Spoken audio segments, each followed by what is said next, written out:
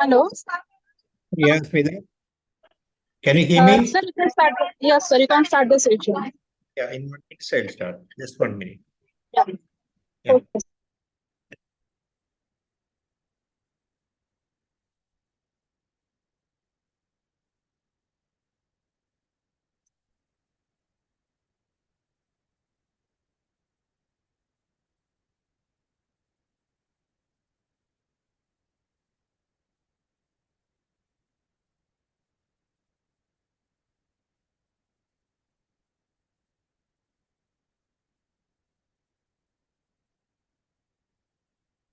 Okay, good evening to all of you.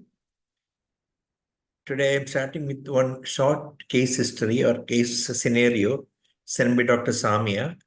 There is no video in this, but only an imaging is there in this patient.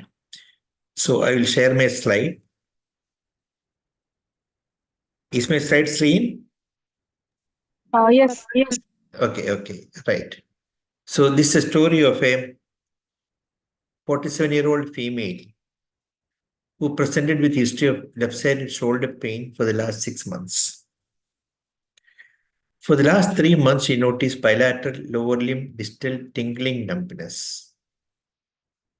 No weakness was noticed. On examination, there was impaired joint position sense and vibration sense below the knee level. There was no weakness. Detail absent in the upper limb, brisk in the lower limbs. So that's the story. Left-sided shoulder pain for 6 months. For the last 3 months, she noticed bilateral lower limb distal tingling numbness. On examination, there was no weakness. However, there was impaired posterior sensation below knee. The reflex in the upper limbs were absent, brisk in the lower limb. So, what do you think the probable localization in this patient is? Is she diabetic, sir? No history is available regarding diabetic. But the history is very typical, no? She has got bowel numbness over a period of 3 months up to the knee and lower limb reflex were brisk. Maybe myelopathy. Correct, cervical myelopathy, very good. Most likely cervical lesion. Do you think it's intramedullary or extramedullary?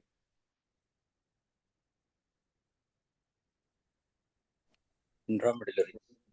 Yeah, difficult to say, more likely intramedullary because patients got extensive reflux loss in the upper limb. Usually with extramedullary lesion compressing the cord, it will be 1 or 2 segments. Here it is, all the reflex upper limbs are absent. So maybe more likely intramedullary lesion. Okay, so this is the C-spine, sagittal cut. It's a short case. No video of the patient is seen. Is given. Okay, this is the dorsal spine T2 sagittal. This is the cervical axial T2.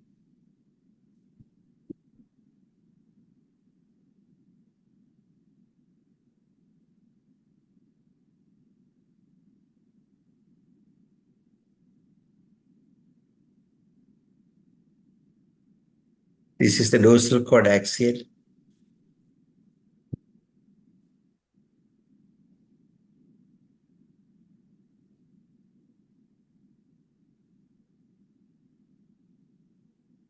Okay, so what do you think the likely diagnosis in this patient?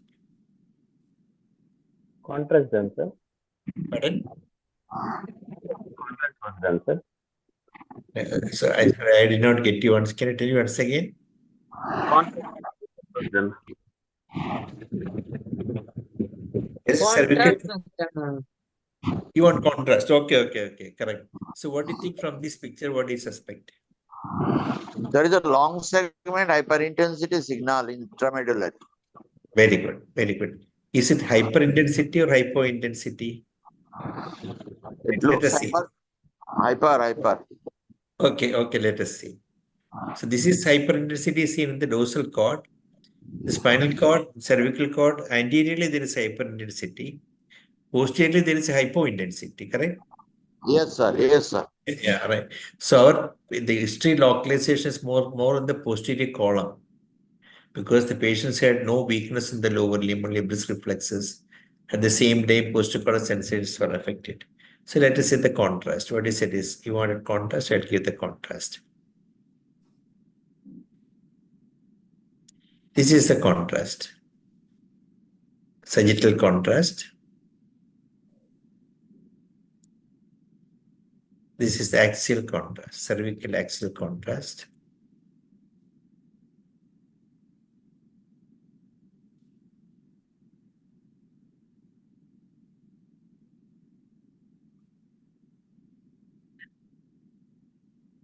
Then dorsal spine. So what do you think the patient is having? Sarcoidosis. Very good. This is a typical sarcoidosis. So called longitudinal, this is a typical appearance. The lesion is abutting the pia into the spinal cord. And that what you see is hypointensity in the T2 is actually the highly cellular lesion. That is why it becomes hypointense in T2. Say, I'll show that. I think the next picture I will show that thing clearly. So,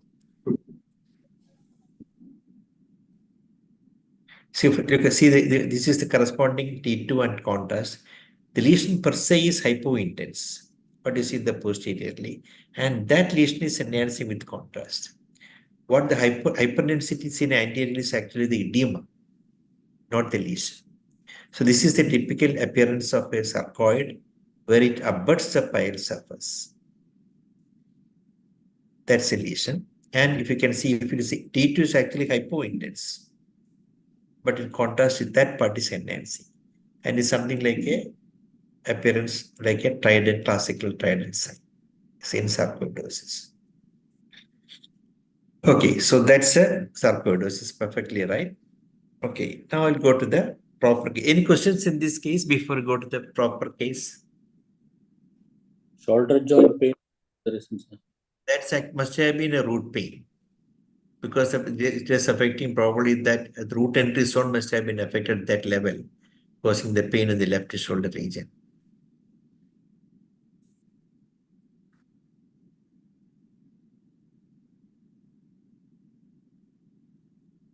Is there any reason why this sarcoidosis affects the preferentially dorsal part of the spinal cord? In brain, it affects the hypophysis and Correct. Yeah, what you said is exactly correct. I do not know. That's very simple. We do not know. I had sometimes shown back another case where it was affecting the lower part of the lumbar region. So lumbosacral cord was affected again in the dorsal part. Okay. I do not know, Bindu. Okay, shall we go to the proper case now? Yes, sir. Okay. Now, it's a little long case. The story of a 21-year-old man you have seen by me on 28 March 24. That is last month on 28th of March. But actually, history dates back to 6 months back. He met with an accident. He was riding in a bicycle, met with in a car, collided with a car. This occurred in November 23, about 6 months back. After which he was admitted in the hospital in the comatose state in the ICU for next 25 days. Because I have severe head trauma. On recovery from the unconscious state, patient noticed difficulty in walking in the form of imbalance, clumsiness of both hands, and slurring of speech. He noticed tremulousness of movements of the both hands and a difficulty in eating with his hand and had to be fed immediately after recovering from the unconscious state. He was also noticed to have impairment in memory. Over a period of next 1 to 2 months, he noticed improvement in walking. He could walk, subsequently he could walk without support, which was not able to do before for the initial 1 month. For the last 1 month, he could eat with his own hand and also noticed improvement in his speech. Yes, now come to me for the complaint that he has not totally improved. That's the reason why he has come to me. He has improved partially, but not completely. So he wanted a second opinion. Came to me. So this is the story. I'll go up to the story once again. Accident, began unconscious state for 1 month. Then on recovery, he had incontinence in the upper limbs, difficulty in walking and slurring of speech, and impairment of memory. He improved from all or a period 2 to 3 months' time. But still he is not completely recovered. That he has come to you for consultation. So this is examination finding. ഞാനിപ്പോൾ തിരുവനന്തപുരത്ത് Repeating. ഞാനിപ്പോൾ തിരുവനന്തപുരത്ത് താമസിക്കുന്നു. Some breaking in between. തിരുവനന്തപുരത്താണ് താമസിക്കുന്നത്. ഞാനിപ്പോൾ തിരുവനന്തപുരത്ത് താമസിക്കുന്നു. ഓക്കെ. ശ്രീ ലാ ലാ ലാ ലാ ലാ ലാ എന്ന് പറഞ്ഞു. ലാ ലാ ലാ ലാ ലാ ലാ ലാ ലാ ലാ ലാ ലാ ലാ ലാ. ഇടത്തോട്ട് നോക്കുമ്പോൾ ഇടയിലോട്ട് നോക്ക്. He had few ill-sustained gazy-walk nystagmus. If you wake carefully, some hypermetric seconds are also there. Especially in vertical movement. Right, left, up, മുകളിൽ, താഴെ. You see the hypermetric cycle looking down. Facial movements normal. Lower cranial musculature better. നാക്ക് നീട്ടിക്ക്. നാക്ക് അങ്ങോട്ടോടും തള്ളിക്ക്, അടുത്തോട്ടും വലത്തോട്ടും തള്ള. The lower limb tone power were normal. Maximum പിടി. മുറുക്കി പിടിച്ച് Power proximal instruments were all normal power. But he had finger nose incoordination on both upper limb.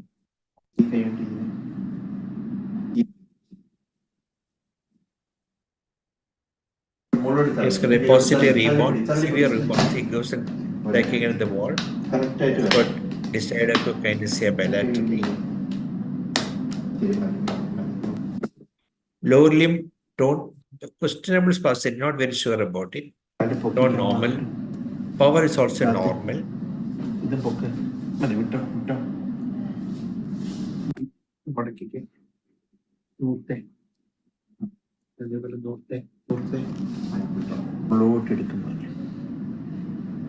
Those plexus was normal power, but EHL was weak.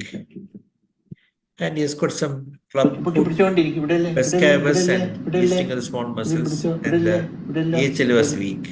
Plantar flexion was normal power. He's got a claw foot feet deformity as well as pescavus. Evasion was normal. But gross incoordination of the lower limb. He could not even do it because it goes on this way and that way. Same with the left lower limb marks. Severe incoordination of the lower limb. Reflexes, biceps, supinated, normal. Sorry, decrease on the left side, normal on the right side. Still sitable. Almost absent. But right side it is ill-sitable. Triceps is normal bilaterally. Finger flexion was absent bilaterally. Abdominal reflex was intact. And knee jacks were brisk or well ill-sitable. We don't know its previous time. Ankle jacks were absent. Even with reinforcement, it was absent.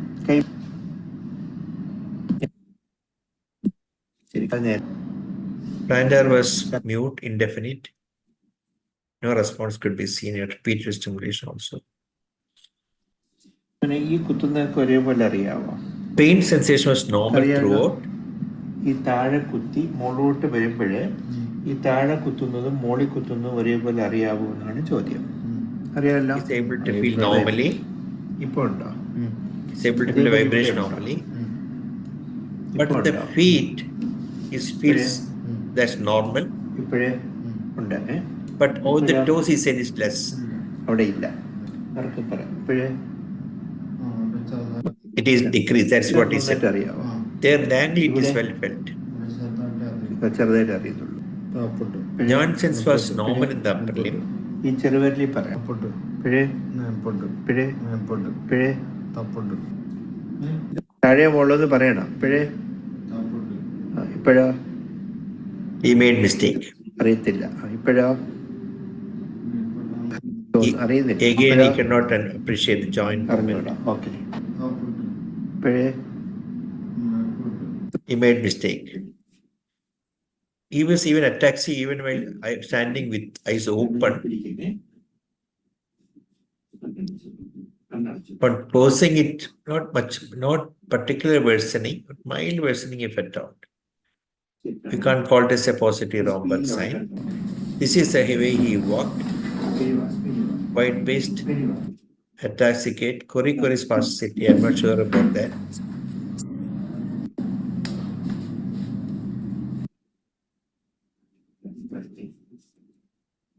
He cannot walk on heel, but he could walk on toes.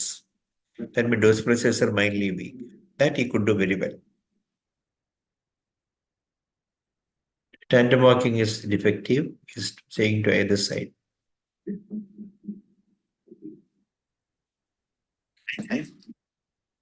So an examination, hypermobility function is grossly normal. Ocular movements, ill-sustained, easy walk nystagmus, hypermetric saccades. However, the range of eye movements were normal. Rest of the kindness were all normal. Speech, mild staccato speech. Motor system, upper limbs, tone normal, power normal. Finger-nose incoordination of both hands, rebound phenomenon, and dystoidokinesia both upper limbs. The lower limbs, claw feet deformity, and wasting of small muscles of both feet. Pes cavus which gets corrected on standing. That pes cavus which you observed is not there on standing. It gets corrected. For all normal except for the weakness of the both EHL. But on standing, he could not stand on heel, probably indicating those processes are also weak. And there is severe incoordination of both legs. DTR, both upper limb, right bicep supinated triceps all normal. Left side bicep supinated decreased, left triceps normal. Both lower limb, both knee jacks are brisk or normal. We don't know the previous status. Both ankle jacks are absent. Abdominal reflex bilaterally normal. Plantas both mute.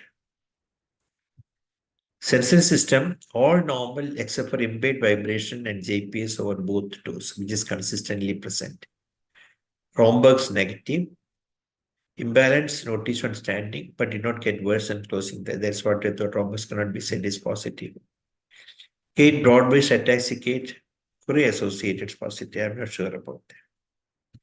Now, this is this is a finding. So there is a localization in this patient.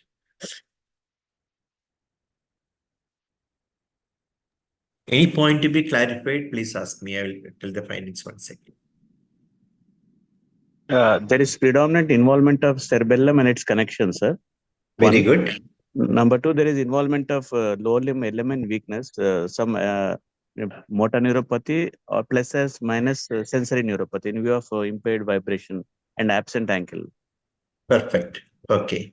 So, it is centrally correct. So, diffuse cerebellar lesion plus something in the unrelated to this thing. How to correlate everything together? What could be the possible etiology for his peripheral problem?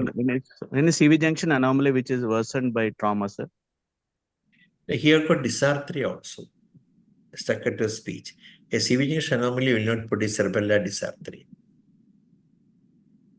There is cerebellar lesion is only 1 month, right? Pardon? Cerebellar lesion can cause dysarthria, sir. Cerebellar lesion can put dysarthria, but if the lesion is at the kinevitable junction, compression of the cerebellum, it will not produce dysarthria. It can produce upper and lower limb incoordination, can produce gait ataxia, but dysarthria will not be there. Dysarthria can occur in CVJ due to lower cranial paralysis, not a cerebellar dysarthria like a staccato speech. For that, the lesion has to be Short duration pancerebellar syndrome with peripheral neuropathy. Yeah, but the problem is, he heard the story, he had undergone an accident He was in comatose state, following which on recovery he noticed all these things. He was unable to walk, unable to eat, unable dysarthria. All these were improving. Prior to that, I repeatedly asked him, was he normal? He very vehemently said that he was perfectly normal prior to that. So I asked the parents also, was he normal? Because I couldn't explain both the things together. Sir, some nutritional bar toxic etiology. Nutritional bar toxic etiology. For the peripheral neuropathy? Yeah, could be. So here could maybe drug-induced or unrelated motor sensory peripheral neuropathy is one possibility. Great, that part very great. And the cerebellar maybe sequelae of the old head trauma. Okay. But one thing is very clear that he has got cerebellar problem, which may be post-traumatic. Cerebellar Correct. problem persisting, and he had developed critical care neuropathy for 25 days in ITU. So there is some residual problem in the lower limb, which is involved the nerves as well as the wasting of the muscles. Okay, that's also good thought. Usually in post-ICU critical care neuropathy, it's a pure motor neuropathy rather than a sensory. Here is compared post-column sensation also, but that possibility can be considered. That's good. That's also we can keep it. Yeah. The planters were extensor, sir. Planter was mute because I did not know response was there. Sir, maybe the patient has already a neuropathy because of the skeletal abnormalities. Correct. So that's So also cannot be an acquired. Yeah, that's a very good thought. I also consider that possibly maybe having, because he has no complaints pertaining to the pertaining to the element weakness now. When it occurred, whether it was present earlier, we do not know. Like some, as Bindu was telling, said or undetected sarcoidosis to disease can produce pes cavus and this like that. But the point is that he did not, that pes cavus was collapsing. They indicate there is a weakness, that high arch is due to the weakness of the small muscles of the feet, other than due to a skeletal abnormalities, as you see in Charcot-Marie syndrome. But that's a good thing I also kept in mind. So any other possibility? So family history, sir. There's no family history. That's a good question you asked. I asked repeatedly, no families. Okay. My colleague even considered Friedreich's ataxia, thinking that because of cerebellar involvement, neuropathy, and some suspicious pyramidal disc knee-jerk, that's a good thing to consider. So that's why I questioned again the family history of any preceding history of an incoordination prior to the accident. Dr. Rajesh said, I mean, the parents were very clear that there is no findings prior to the accident.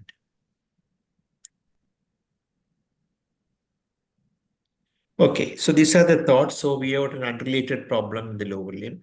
Maybe a Charcot-Marie disease, maybe a motor neuropathy, feather poor, or like as you said, ICU, this thing, or a nutritional this thing. These are the possibilities. Okay, so this is the conclusion. It's here. Bilateral cerebellar affection, post-traumatic sequelae. Peripheral neuropathy or bilateral phase and radiculopathy, because I am not very sure about it, where the localization is. More likely, motor sensory neuropathy, because yes, findings are confined to the distal part. But only subtle weakness of EHL and dorsal, sometimes hip abduction may not be weak, even if it is a radiculopathy. Significant weakness, invariably hip abduction should be weak. But if you look at the gait, there is some suspicion of a look at the gait. I'm not sure. I'll go back to the gait problem. Just try to show the gait. I had a suspicion whether it's got some waddling gait. I want your opinion regarding that thing. Just try to show the last part of it.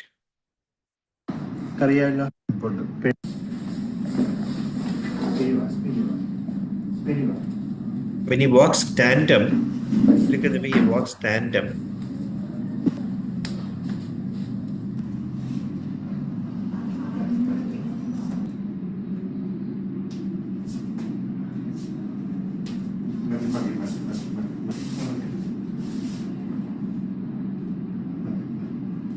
See, there is some suspicion of a waddling. I don't know whether it is there or not. That's the thing I had a doubt in mind. So I'm not sure about it. So the first possibility should be sensory motor neuropathy, cause unknown, unrelated to our main problem the patient had been having. So these are the etiologies of it. Now, how to explain the wasting and weakness of muscles in the both feet, EH, bed, JPS, or both toes? So look at the feet once again. There's something like a charcot-marie tooth disease, thinning on the distal part with wasting of the small muscles of the feet and the pes cavus, but unfortunately the pes cavus is getting corrected on standing. So the question now, one was it unrelated to the trauma? Most likely so. So CMD, which was not detected earlier, is a possibility as we discussed. Motor sensory peripheral neuropathy, again, these are the possibility. Or some related to the trauma, for example, traumatic disc prolapse. Again, far-fetched, not very likely, because he had a head trauma, why should spinal trauma also occur? Theoretical possibility. Okay, let us see the previous CT scan brought by the patient, done in this patient. This is a CT scan. Remember, this is 28/11/2019. That's the first CT. They never did MRI before following trauma. This is the first CT scan. We got a subfrontal contusion. This is a right parietal posterior parietal contusion. This is the second CT done 8 days later. Sir, one doubt, sir. Yeah, please. So the first scan done 2019 or 23, sir? Sorry. It was done in 2022. I written wrongly. So that's all wrong. 22. 19. Sorry. 20, this is 23, sir. No, 6 months back. 23. 6 months back, 23. I written wrongly. Okay. No, sorry, what you said is correct. It is written 23rd, now 23rd, 19. So why the CT was done at that time?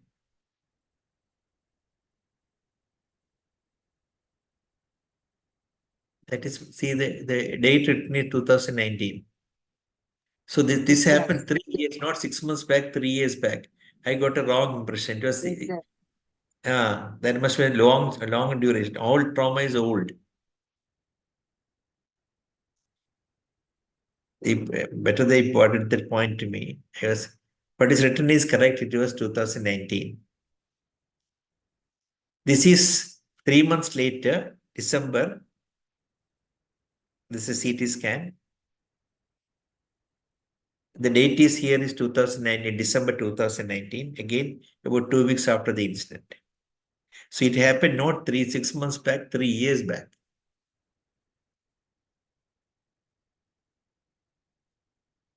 Okay. Now this CT scan again 22 December 2019.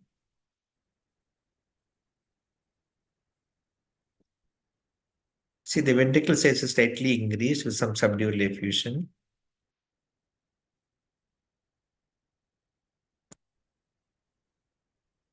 Now, this is a CT on admission after 24 days. There is initial CT scan, and after 24 days, this is the second CT. This is I'm talking about the initial admission after trauma. Then this is the one taken to 2020. See, the ventricle size has slightly increased in size.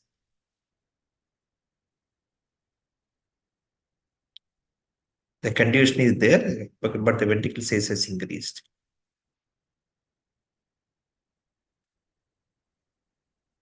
This is done after 2 months. After the initial, this is after 2 months. I'll show this is CT on admission 3 years back. This is after 24 days. This is after 2 months. Okay. So this is a story about the previous CT scan. This CT scan they have brought now when he come for with the complaint that the ataxia is not improving. Now let us come back to the next problem, wasting and weakness of both feet. So could it be unrelated finding? CMD because no other complaint, because he never complained of lower limb wasting or numbness. So what do you want to do now? Sir, NCS. MRI. MRI, sir. The LS spine. MRI the brain. Brain with LS spine. Yeah, correct. Brain with LS spine. Okay, but the problem now is the previous, the cerebellar attacks is most likely residual deficit because it has been improving, but not completely improved. That is a problem. Maybe leftover sector. But our main now condition is problem is whether what is causing is wasting and weakness of the feet. So first consideration was whether it's an unrelated CMD because seeing his feet. So what will you do? I asked him to bring his sister. And this is the sister of the patient. Examine, look for posterior sensation as well as the pes cavus. There's no pes cavus. Her power was normal, AHL was normal. The reflexes absent, anger could be very well elicited. So she has no finding similar to her brother. Joints also normal. She walked normally. So what else you need now? Nerve conduction. Correct. Yeah, nerve conduction study because we want to know now is a peripheral neuropathy or not. Confirm the peripheral neuropathy. So NCS was done. This is the NCS. This is the upper limb NCS. Lower limb NCS, no motor potential is picked up from the both peroneal, from the tibialis anterior as well as CDB. Coming to the sensory potentials are all known.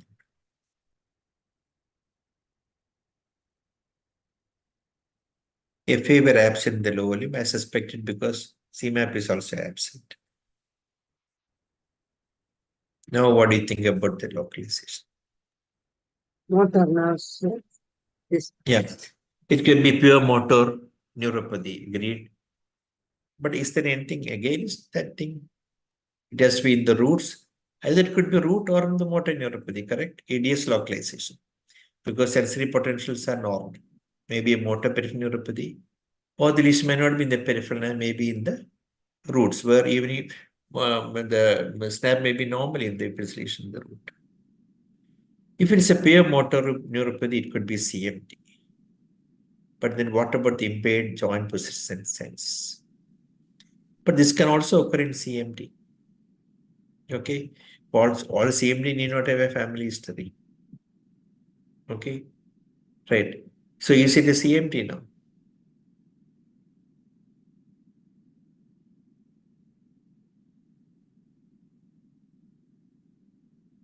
Why is this pes cavus disappearing on standing, sir? Yeah, disappearing on standing. But you said is correct.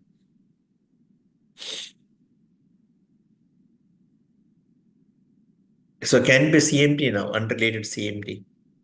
Yes, patient did not have any symptom, no, sir. Patient did not have any foot drop or any symptoms. Right, correct. So it has to be hereditary. So he is adapted with the whole thing. That's why. Yeah, right. So that's what is something against a CMD? Can be tell me that point of this patient. Because the upper motor nerves is present, no? In CMD, uniformly the upper and the lower motor nerves should be uniformly decreased, no, sir? No, need not necessarily be. Even may start in the lower limb beginning. That may not be in the upper limb.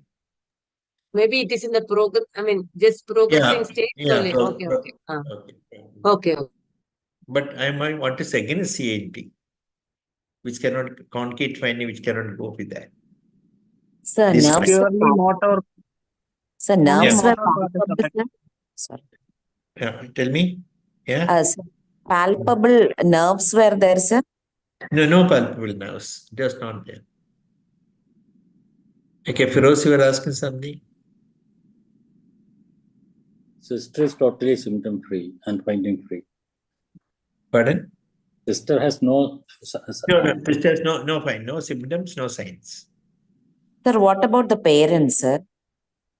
The father came with the patient. Father was entirely normal. Examining the father. Mother did not come. The Sir, cerebellar dorsiflexors are more involvement in Sir, but CMT, again, sir? yeah, the cerebellar involvement was not there prior to the accident. It all occurred after the accident. And you can If see this knee reflex was present, ankle reflex was absent. absent. Correct. Knee jerks is right on the briscus side. So how can it be in CMT? Why not? CMD can be CMD plus also. The loss of JPS and vibration, but sensory part is normal. That's the point. That's the thing against a CMD. See, if it is impaired JPS due to CMD, snap should have been absent also. That's the point. CMD can occur without sensory loss. Agreed with you. But in that case, the joint Should be JPS absent. have been, one JPS, that's the point against. Here it is not. So the problem is the impaired JPS. No, otherwise you could easily branded it as a CMD. Now, make no question. Yeah, please. Sir, the dorsiflexors are more affected than plantar flexors in this patient. Can it occur in CMT, sir?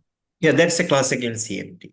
Yes. The name itself tells you it is sarcoid married to the previous name was peroneal muscular atrophy. That is the old name for CMT. Because the finding is predominantly in the peroneal nerve distribution.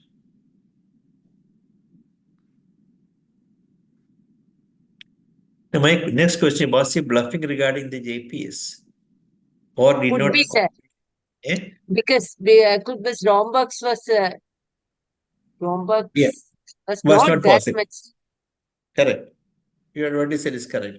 But here must not that mean positive. Correct. That's a good thought. So, but we have to prove. What will you do now? Everything is like a court. Neural examination is like a court scene. You have to provide evidence. For nerve biopsy? No biopsy for this patient. No, can Sir, it will make worse, sir. because he cannot even afford a MRI, this thing, MRI or a genetic study. All the MRI done was only free for him. I begged the hospital and then one get all these things done. Modified rhombex. Anyway, that anyway is going to be possible because modified rhombex, he's got already cerebellar lesion. And the standing itself is ataxic body, but invariably be ataxic. Watch his previous videos, sir, while walking or pictures. No, Sir, no previous. another thing, why should he bluff regarding JPS, sir? You have got a good thought. Perfectly right. We should not be bluffing. So we should accept it. Correct. But as Bindu was telling, there is no positive rhombogism in this patient. And the same JPS absent. Maybe some people know, maybe inattentive, may not. I'm not telling he's bluffing, maybe inattentive. Anyway, that's a possibility you have to keep in mind because it's not tallying. No, we have to think everything together. But what you said is absolutely correct. We should not take it as bluffing. Agree. Now, what we want me to do now? We have to prove he's not bluffing. SSCP. Very good. Yes, Very good. H reflex and SSCP. H reflex is good enough. So this is H reflex. It's absent from lower limb. But again, there's another problem. H reflex examination elicited depends upon the technician also. It depends on a good technician and all. So SSCP was done. SSCP was also absent in the lobe. Again, I am not satisfied whether it could be technical fault. So as I repeat from the upper limb, that is present. So now I am very sure that it is not bluffing. So SSCP is present in the upper limb and lower limb it is absent and H reflex also absent. So what does it tell you now? Sensory motor neuropathy. Not sensory motor neuropathy. No. Sensory, this thing in the spinal cord, something like Frederick attack kind. Okay, lesion is preganglionic. That's yes, preganglionic. Right. It may be in the root level. It has to be in the root level because reflex is absent. So it cannot be in the cord. It has to be in the root or in the segment. Okay.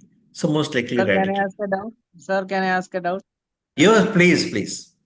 Sir, suppose the sensory part of the peripheral nerve is affected, won't it affect the H reflex and SSCP? Won't it be affected by if the patient is having a peripheral neuropathy? Yes, it will be affected. But here the snap is normal. Okay, sir. The snap, that is why if snap is absent, there is no need for me to do these things. Already Snap straight away we normal can is say. okay. Snap is, if snap is abnormal, then there's no question of thinking or everything. So straight away a case of motor sensory neuropathy. Okay, sir. Okay. So now where is the lesion for his distal weakness? In the roots. So now we localize to the roots. Now what caused the radiculum in this Sir, patient? sensory is in the roots. Motor, how can it be in the roots? Can be motor anywhere. It may be in the anterior console down anywhere. It may be in the lesion. Since he has got all sensory root is affected naturally, motor root also likely to be affected there. You got the point? Yes, sir. It can be anywhere from down, anterior console down. Yes, sir. Sensory is concerned is proximal. So putting 2 and 2 together, it is likely to be in the roots. So next thing is it traumatic IVDP or not? Because that says we can easily split the radiculopathy in this patient. Sir, But I have was one there doubt. any pain? Was Pardon? there any? Pardon? Sorry. Was there any? Was Please? there any pain, sir? Radicular pain or anything? For Nothing. him? No radicular pain. He never complained of anything in the lobe. Sir, No. then how can it be? Yeah, that need not be there all the time, no? Can it No, be the root thing hour? is that, I have a doubt. yeah, please. If there is a radiculopathy, how can the common peroneal and posterior tibial on conduction CMAP is absent, not recordable? Which radiculopathy? And No, patient that, proximal weakness is not that much. He is able to get up from the chair, everything. So how can correct. you explain the posterior tibial and common peroneal CMAP to be absent? So L4, L5, S1, all these radicals involved. Correct. But But I'll tell you, that we are not examining these proximal muscles conduction at all. We are not examining the CMAP from the proximal gluteus medius anything. Because that's not usually routinely done. If I had done an EMG of the proximal muscles, that would have been worthwhile to prove or disprove your point. But what we know is that muscles supplied by the root is affected. Even the radiculopathy, small muscles are the one which usually examine for the root radiculopathy. But this is some kind of polyradiculopathy. So almost That self-face and root is affected. Yes, sir. That predominant but is distal. That's what I said. He had some suspicion of a battling gait also on walking. Yes, sir. Yes, sir. That's... So, I mean, so we did not usually do a EMG. I mean, we can't do conduction in the proximal muscles, gluteal muscles. Very difficult. Yes, sir.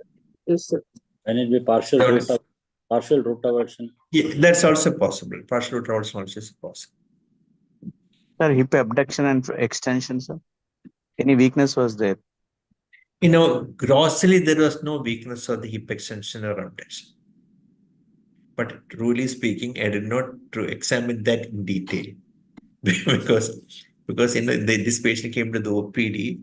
I examined the distal part, and that the initial thought was CMT only because you see no problem in this thing unrelated finding.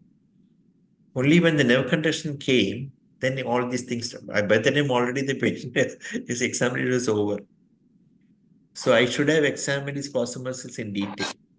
So only when I saw the video of the patient subsequently for preparing for this thing, I saw that the gait was slightly abnormal body. That's my mistake. I should have examined that muscle, but I did not do that. It might have been there. Because these things are all... Yeah, tell me, Bindu. But then the funny thing is that if it is a traumatic IVDP, bilaterally symmetrical motor getting That's involved. yes, perfectly right. Perfectly right. That's all odd. But see, in neurology, it is something like a Sherlock Holmes-like thinking. So first you have to localize. So you have to localize. So first we thought it could be a peripheral nerve. So that's not possible. Then we try to localize. We localize to the roots. Okay. What it is IVD? I'm not telling it is IVDP. What we are thinking in mind. What are the possibility? Since he had a disc, suppose he has got a disc prolapse, that can explain. He can explain. Yes, sir. Yes, sir. So see, if we have to, everything need not be there. If everything did not typically fit in with a thing, with a particular condition. As you all know, a particular disease can manifest in different ways.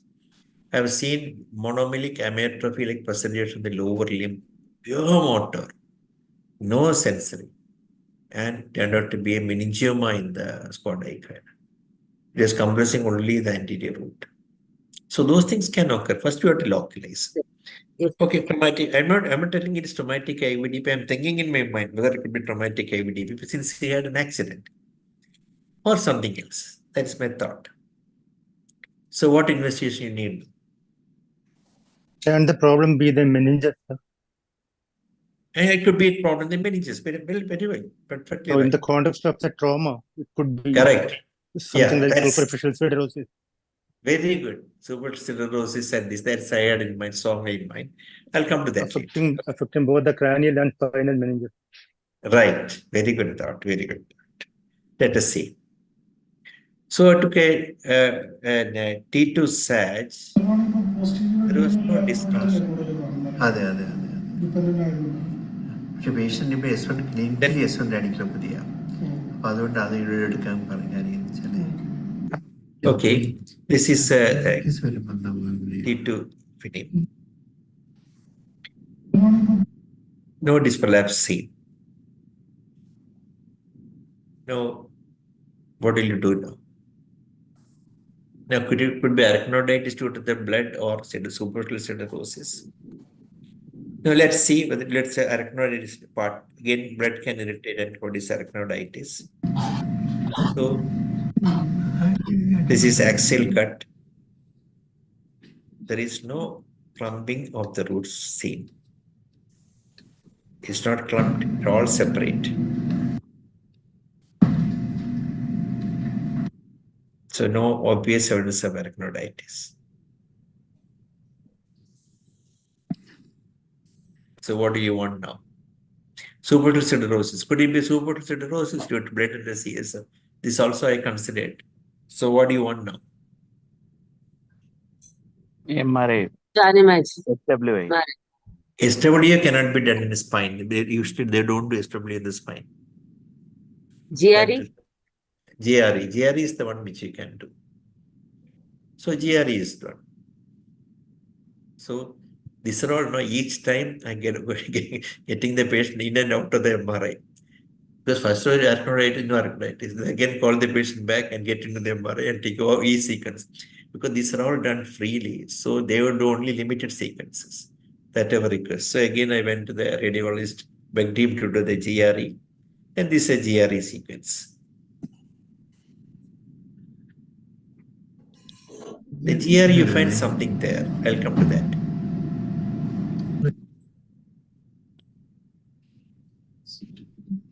Did you find something abnormality there in the lower part? I'll show that. This Yes, thing. sir. This, yeah. Yes, sir. It's a black thing. I'll show that. I'll show the static picture later on. That is the one. Yes, sir. Yes, sir. See, that is the one. So is it some superficial sclerosis affecting the roots?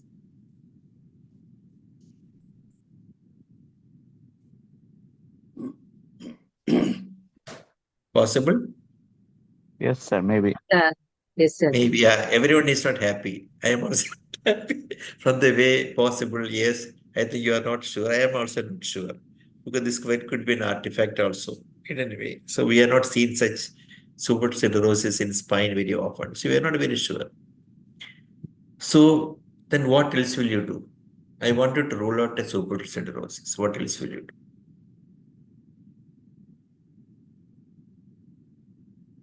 If there is a spinal sarcoidosis, it will be there in the brain also, correct? Because it's All actually, yeah, it should be post-traumatic, no? That means it should be there in the cerebellum. Yes. Cerebellum also. So what do you want now? Brain SWA. So it's could explain the radiculopathy. So if the lumbar lesion is due to hemostatic deposit, should be also be seen in the brain. So did again took him back to the console and took an MRI of the brain. I'll show the old sequence. This is T1. See, the cerebellum is atrophied now, and the ventricle is little more dilated compared to the previous pictures. This is the T1. This is the T2.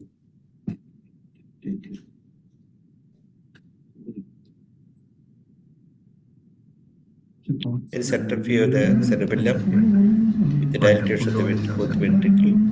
Correct.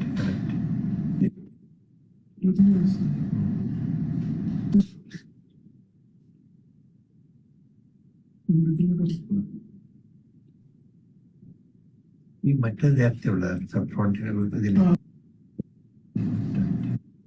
This is side cut.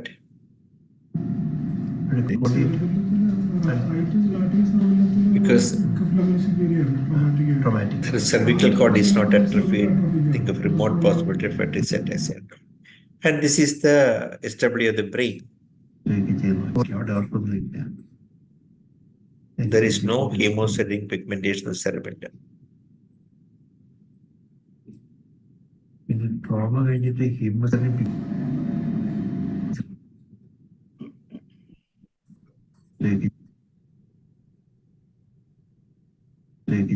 അവിടെ അവർക്കൊന്നുമില്ല. No pigmentation in the cerebellum folio. No, what is causing the radiculopathy?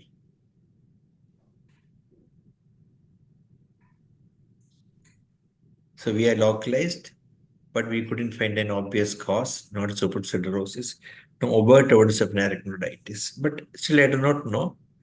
Maybe an early arachnoiditis is developing, which is not picked up in the MR. I do not know. I am not sure. Why is there why consider arachnoiditis? Is there indirect clue in this patient to consider arachnoiditis? Not direct evidence, indirect evidence. So look at the brain MRI. He has progressive dilatation of the system, suggesting arachnoiditis in the brain. Why should the ventricle? This is ventricular dilated, not in the region of the trauma. No, the frontal lobe is atrophied, agreed, but the ventricular whole ventricular system is atrophied. Whether there is some block due to arachnoiditis, I don't know. You're not sure about it. Absolutely, I'm not sure. Only thinking. Now, what causes cerebellar atrophy more likely Valerian degeneration because of trauma? Had diffuse axonal injury cerebellum, which was not picked up in the early CT. Okay, that's the story of the patient. This is a previous CT. This is a recent MRI.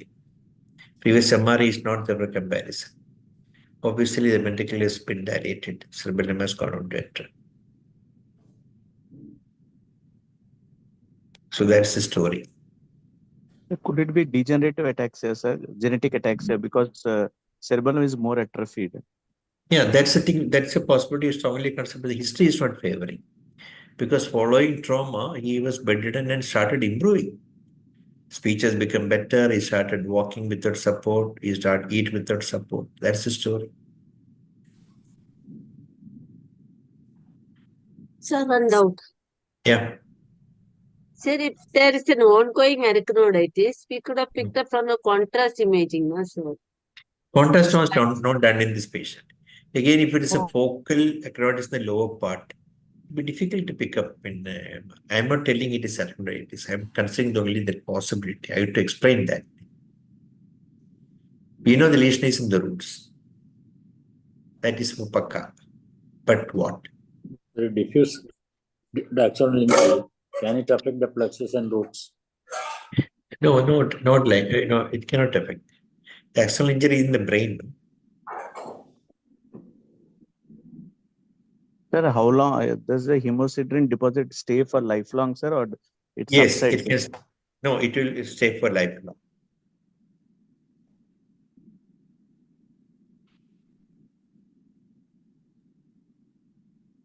That is, these complications like cerebellar ataxia, deafness, and all, or spinal cord spinal cord compression, radicular compression, all can occur in superficial cirrhosis, and they occur much later after the cerebral trauma or the intracranial bleed.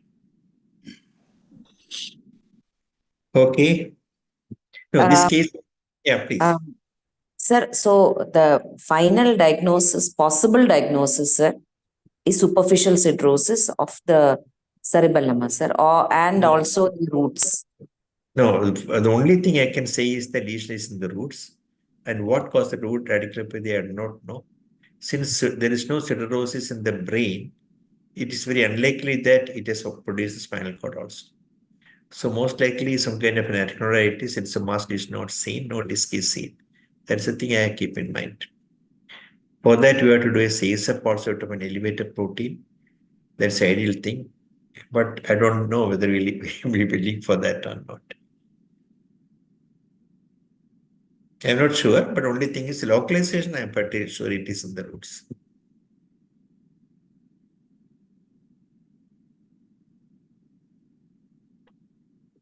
Okay, anyway, yeah, this case I brought only to, not for the diagnosis, but to find out how to approach a particular problem. Suppose you find a weakness, do this stepwise approach to find out where the lesion is.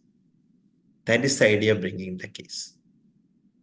Okay, because this is useful, this kind of a practice is useful in your future cases also. Thank you, sir. Thank you very much. Okay, now I'll go to the next case. Shall we go to the next case? Sir, is there a possibility of NPH, sir, in this case? Possibility of? Normal pressure hydrocephalus. No, the absolute findings are it's got a cerebellar dysarthria, upper limb incoordination, which will not occur with the NPH. NPH is also something like lower body Parkinson. They're present with frontal gait disorder, and the gait abnormality here is also an ataxic gait. This is not the type of presentation of NPH. And NPH will not affect upper limb and the speech. Okay. Okay. Sometimes obstructive hydrocephalus can do like that, sir. They can, obstructive hydrocephalus, the hydrocephalus per se will not cause these things. The primary lesion which has caused obstruction can produce a problem in obstructive hydrocephalus, not normal pressure. No, you would say any hydrocephalus can produce that, not normal pressure, any hydrocephalus.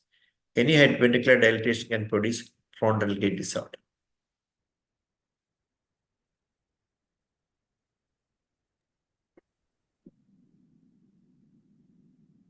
Okay. I'll go to the story of a 23-year-old man. His complaint started as progressive dragging of right foot with loosening of the chappals from the same foot for the last 1 year. So this case I saw about 4 years back. This is a story at that time. That is 1 year, now 5 years.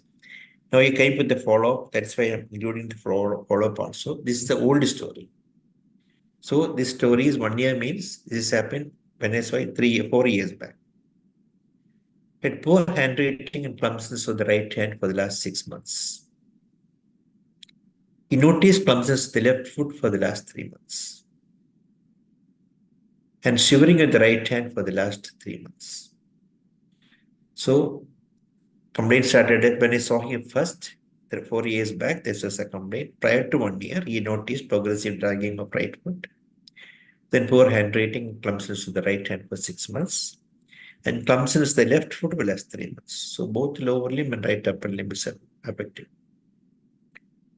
And shivering of the right hand for the last 3 months. This is the video of the patient.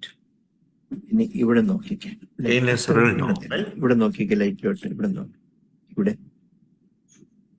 പാതറി ആന്ന് പറ നാക്ക് നീട്ടിക്കേ മതി normal മതി അങ്ങോട്ട് തള്ളിക്കേ ഈ neck muscles normal. അങ്ങോട്ട് തള്ളിക്കേ തള്ളി Here spasticity of right upper limb, mild spasticity.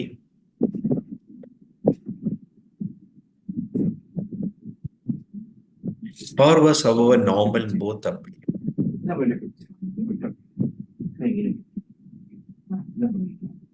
Maximum can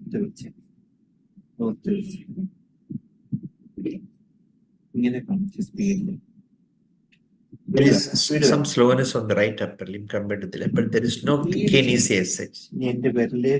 There is no incoordination of the hand.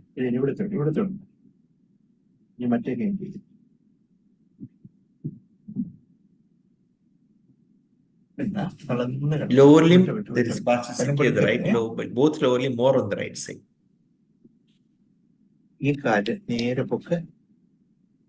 Power, however, was normal.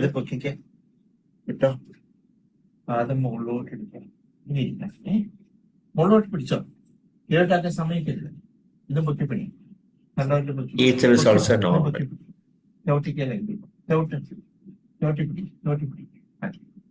ഒന്നും ചെയ്യണ്ട, ചുമ്മാ തളർന്ന് കിടന്നാൽ മതി.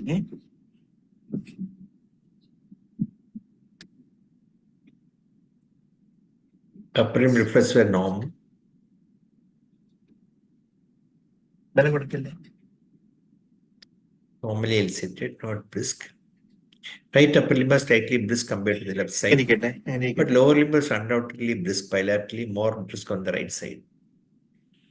Right upper limb was slightly more brisk compared to the left. Angular is also brisk.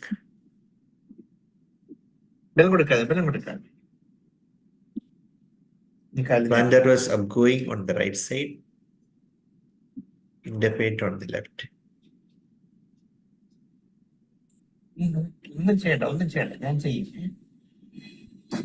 That is flexor on the left side. Right, it was upgoing. But I could not elicit that at the moment. It could be seen clearly, but it was upgoing. Abdomen reflex decreased on the right side compared to the left side. That is well seen on the left side, but right side it is decreased, fatigued, easily fatigued. Sensors were normal. Vibration.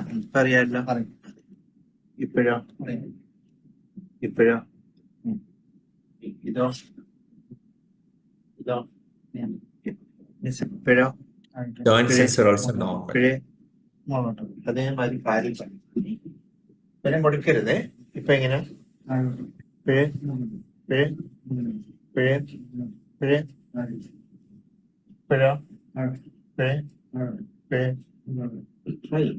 Thrombus was negative.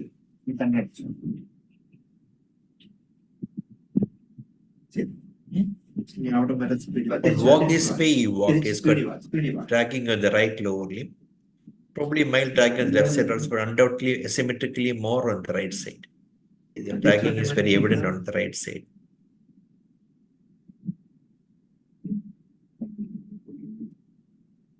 So on examination, tone power normal in the upper limb, loss of dexterity to the right hand. Lower limb spasticity, both lower limbs more on the right side, power normal.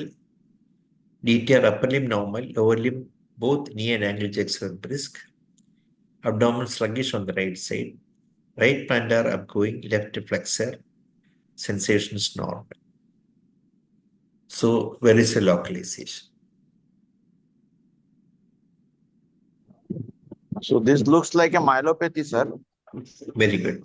And likely regions, upper limb involved or the cervical region is to be screened first. Well, that's most likely. So you've got a cervical myelopathy more on the right side. Maybe left upper limb may get involved later on. Okay. So any other thoughts? Would it be non-compressive myelopathy, sir? No sensory symptom? Yeah, that's also of course, one is a myelopathy. So it's most like whether compressive or non-compressive.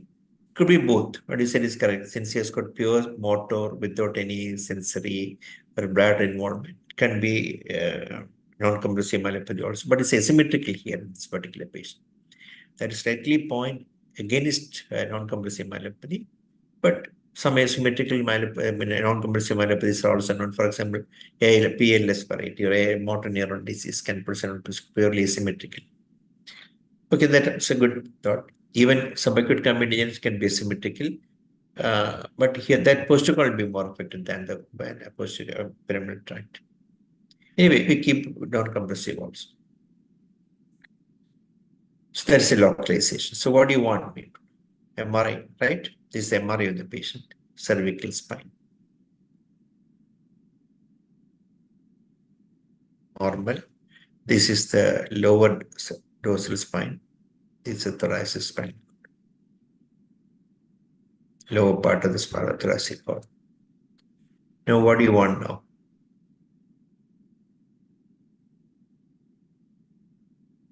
Brain also, sir. You want brain also? Great. Okay. Everyone wants brain, no? Okay. So, This patient came with NCS, but that's why I just showing the NCS, that is normal. Okay. But there is no, you already said anything, there's no need for NCS here. Okay. CT of the brain. This is a CT scan of the brain.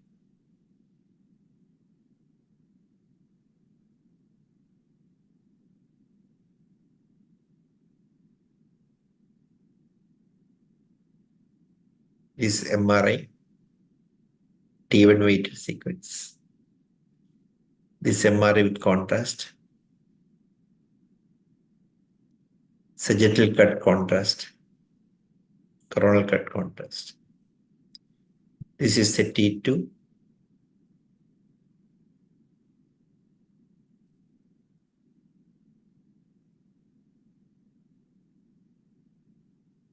This is the flare.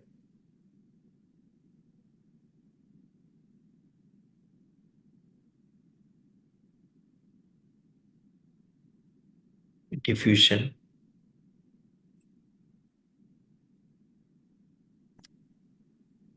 Okay, I'll go back to the picture once again. This is the CT scan showing calcification. The basal ganglia, thalami, and the null capsule region. Also some white matter hypointensity in the subcortical, white matter frontal and parietal.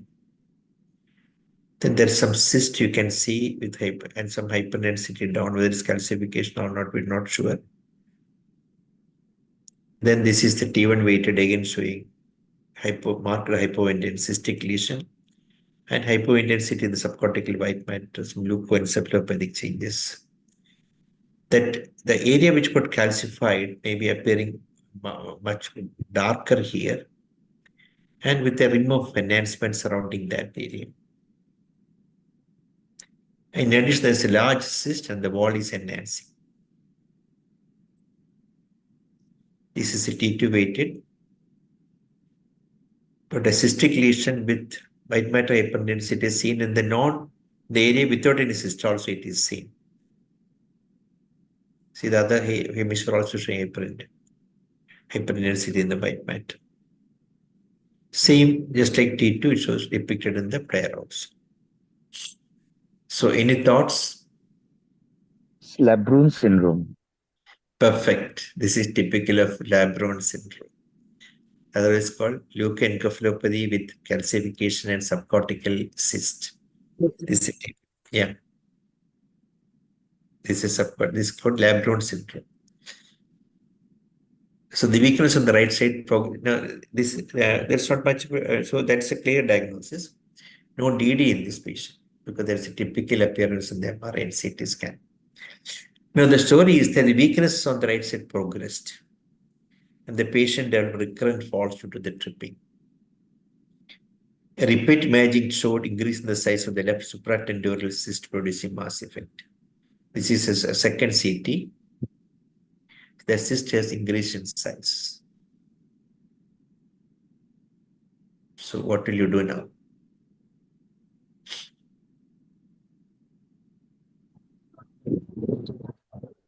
Surgical intervention. Yeah. Yeah.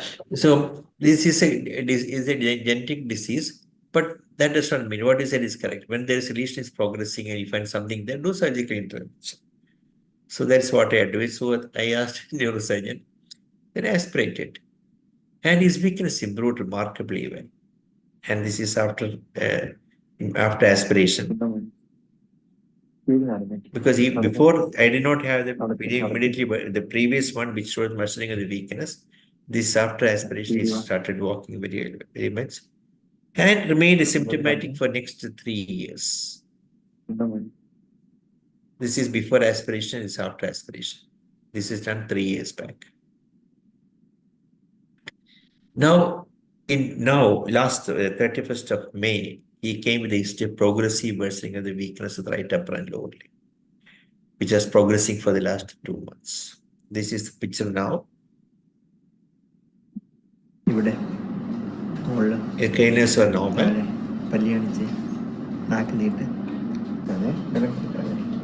He's developing weakness of the right hand.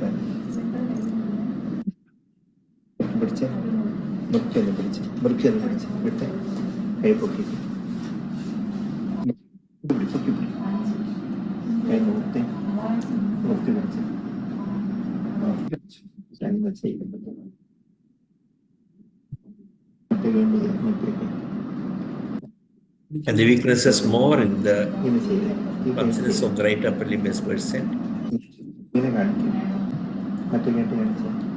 You cannot do the dexterity is lost on the right side. Okay.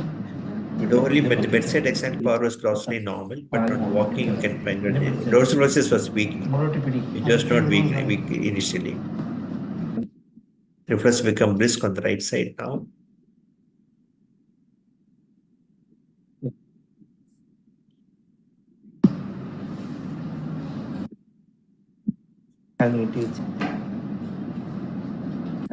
Right plantar was subgoing, left was indefinite flexor. Sensations were normal. Okay. Let's see the gait of the patient now. His walking difficulty is much worse now compared to the post-op which I shown earlier.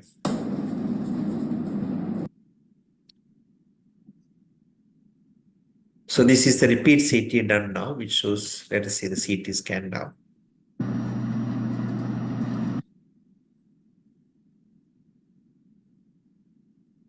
A fresh cyst has appeared on the right side.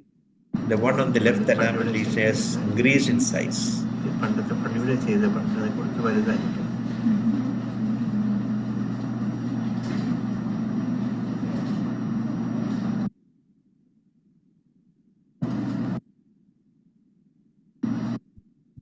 This is a previous CT in March, just for comparison. This is a present CT. Clearly, the cyst has increased in size.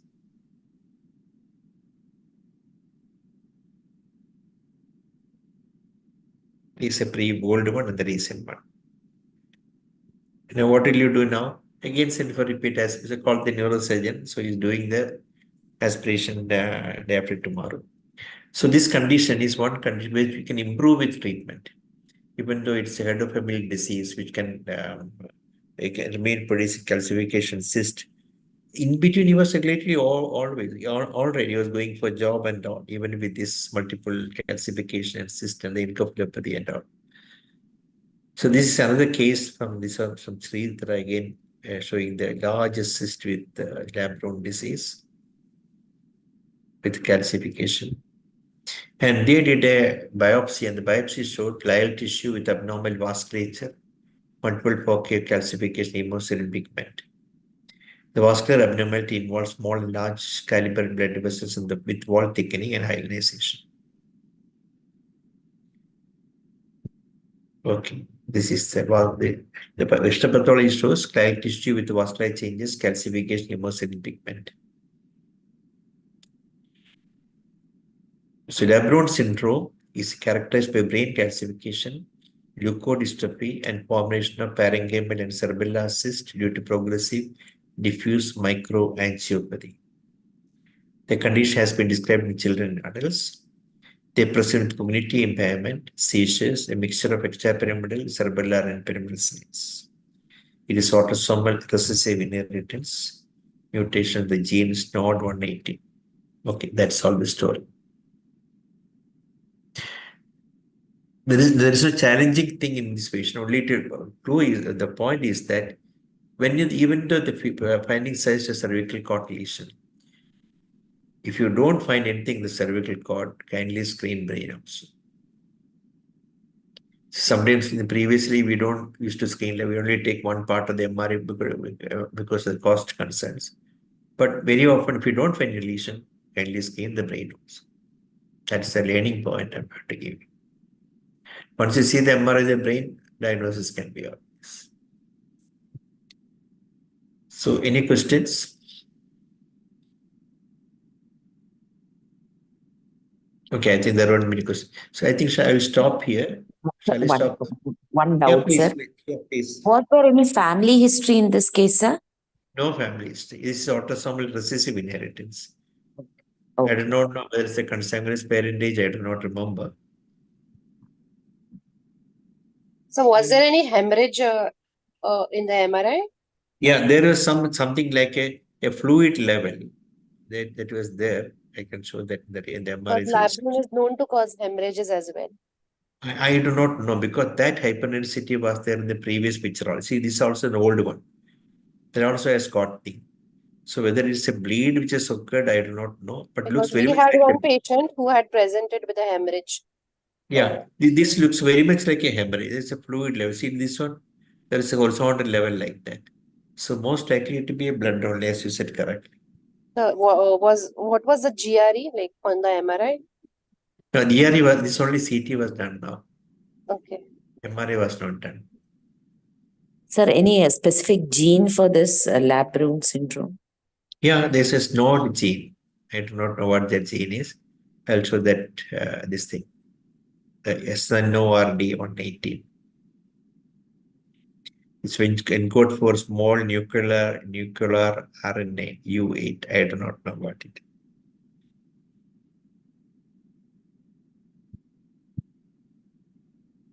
Now, this condition is not common in India. It is the fourth case I'm seeing.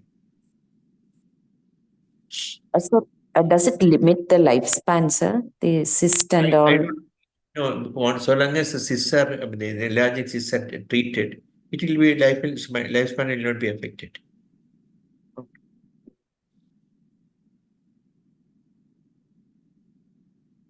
Okay, then.